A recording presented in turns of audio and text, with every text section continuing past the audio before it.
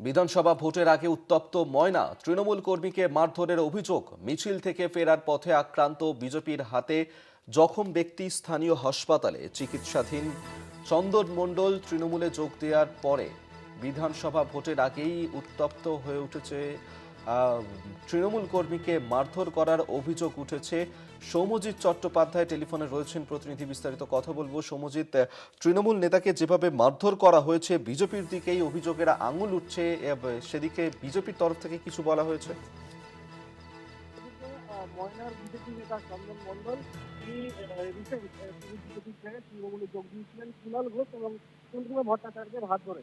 এবং যেদিন তিনি যোগ দেন তার পরের দিনই ময়নায় তৃণমূলের একটি মহা মিছিল সংগঠিত হয়। প্রায় 4,000 কর্মী সমর্থক, তৃণমূল কর্মী সমর্থক সেই মিছিলে অংশ নেন এবং সেই মিছিলে গিয়েছিলেন তৃণমূল কর্মী শ্রীকান্ত বর্মন। মিছিল শেষে বাড়ি ফেরার পথে ময়নার বিজেপি নেতা উত্তম সিং তার উপর হামলা চালায়, এমনটাই অভিযোগ। এবং শ্রীকান্ত মণ্ডল যেটা অভিযোগ করেন যে তাকে চর কিল ঘুষি মারা হয়, তিনি কেন মিছিলে গিয়েছিলেন এই প্রশ্ন তোলা হয় উত্তম মণ্ডলের তরফ থেকে। এবং তিনি যেহেতু মিছিলে গিয়েছিলেন তৃণমূল কর্মী, সেহেতু তাকে মারধর করা হয়, এমনটাই কিন্তু তিনি অভিযোগ করেছেন।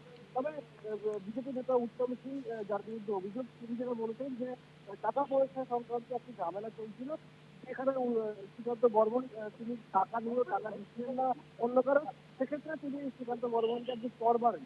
এই চর মারার কথা তিনি স্বীকার করেন, তবে তিনি যেটা বলছেন যে এই চর মেরেছিলেন টাকা পয়সা সংক্রান্ত ঝামেলা নিয়ে। তবে তৃণমূল এটা নিয়ে রাজনীতি করছে, এমনটাই কিন্তু উত্তম সিংয়ের দাবি। ধন্যবাদ সৌম্যজিৎ চট্টোপাধ্যায় আমাদের সঙ্গে টেলিফোনে ছিলেন প্রতিনিধি।